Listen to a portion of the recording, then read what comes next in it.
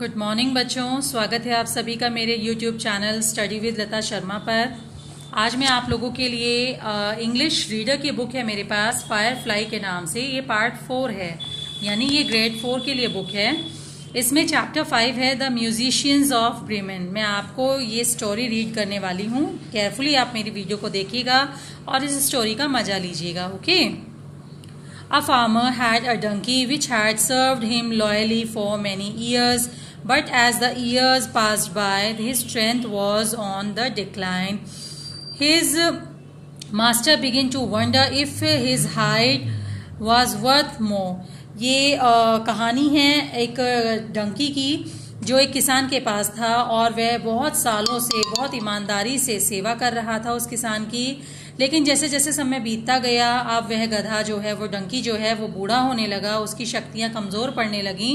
तो उसके मास्टर को, उसके मालिक को लगने लगा कि ऐसा तो नहीं कि मतलब अब ये कमजोर होता जा रहा है तो ये मेरे लिए बिल्कुल बेकार हो जाएगा, है ना। तो उसे लगने लगा कि इस गधे से ज्यादा तो इसकी चमड़ी मेरे लिए फायदेमंद है। मतलब होता है ना, एनिमल्स की स्किन का लोग व्यापार करते हैं, उनसे कई आर्टिकल्स तैयार करते हैं, है ना।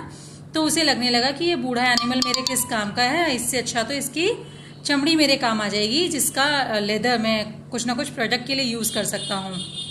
The donkey sensing the danger ran away and set out on the road to Bremen. There he thought, I can surely be a town musician. Donkey को इस खतरे का आभास हो गया कि उसके मालिक के उसके बारे में क्या विचार हैं। उसने क्या किया, उसने प्लान किया और भाग खड़ा हुआ।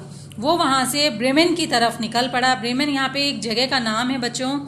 उसे लगा कि मैं वहां जाकर टाउन म्यूजिशियन यानी एक सिंगर बन जाऊंगा, एक म्यूजिशियन बन जाऊंगा। म्यूजिशियन कहते हैं जो वाद्य यंत्रों को बजाते हैं, है ना।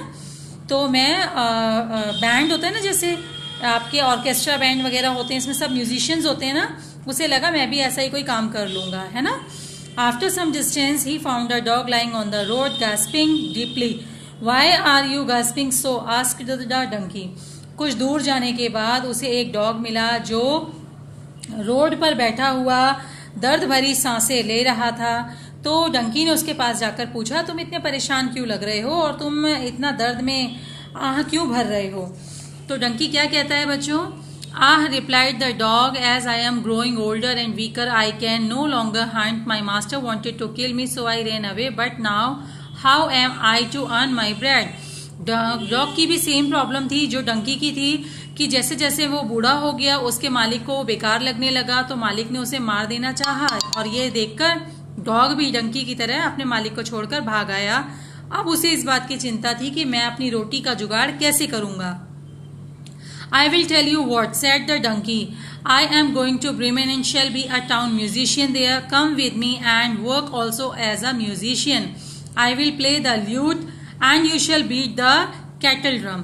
तो डंकी ने क्या कहा डॉगी से कि तुम परेशान मत हो, तुम मेरे साथ चलो। मैं ब्रेमन जा रहा हूं और मैंने सोचा है कि मैं वहां पर जाकर शहर का म्यूजिशियन बन जाऊंगा और हम दोनों मिलकर वहां काम करेंगे। तो तुम मेरे साथ चलो, मैं वहां पर ल्यूट प्ले करूंगा और तुम ड्रम प्ले करना। यानी ल्यूट बेटा एक तारों से बजने वाला यंत्र होता है, वाद्य यंत्र होता है, जैसे गिटार होता है ना, इसी तरीके से, ठीक है। उसका शेप थोड़ा अलग होता है। और कैटल ड्रम यहाँ पे एक बड़े से ढोल को कहा गया है, ठीक है। द डॉग एग्रीड, डॉग राजी हो गया। And so on they went. Not before long they came to a cat sitting on the path with a face like 3 rainy days. Now then old fluff and class, what are you cross about, asked the donkey. जब वो दोनों वहां से चल पड़े अपने रास्ते के लिए, तो आगे जाकर उन्हें एक बिल्ली मिली। बिल्ली जो कि बहुत ही परेशान थी, लग रहा था जैसे मतलब वो भी बहुत ज्यादा दुखी थी और कहीं से भागकर आई हुई थी। तो वो क्या कर रही थी, वो अपने पंजों से जमीन को खुरच रही थी। तो डंकी ने उससे पूछा, क्या बात है, तुम यहाँ क्या कर रही हो। Who can be Mary when his neck is in danger. तो डंकी ने बिल्ली से पूछा कि तुम यहाँ क्या कर रही हो, परेशान होके जमीन क्यों खुरच रही हो।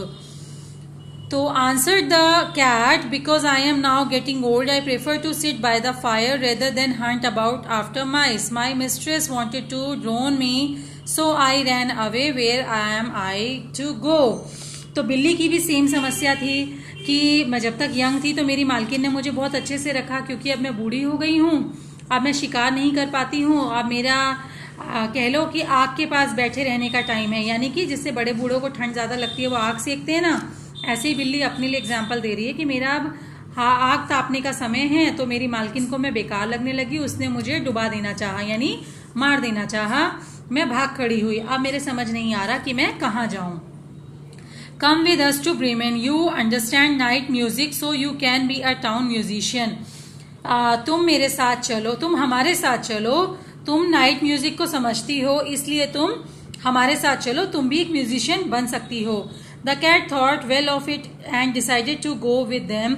After this, the three runaways came to a farmyard where the cock was standing upon an old tire. Cook a doodle doing with all his might. Your cook a doodle doo goes through and through my skull, said the donkey. What is the matter?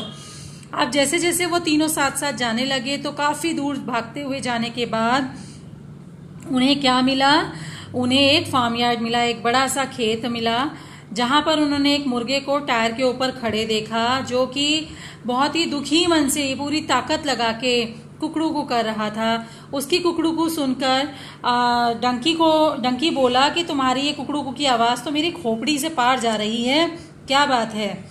Now what I am growing older, now that I am growing older, I can no longer crow like before, so the housewife is planning to make a soup out of me tomorrow, said the cock. So I am cock-a-doodle doing at full pitch while I can. अब वो मुर्गा बोलता है क्या कि मैं भी अब बूढ़ा हो चुका हूँ, मैं अब बहुत ज़्यादा मतलब पक्षियों की तरह यंग नहीं हूँ।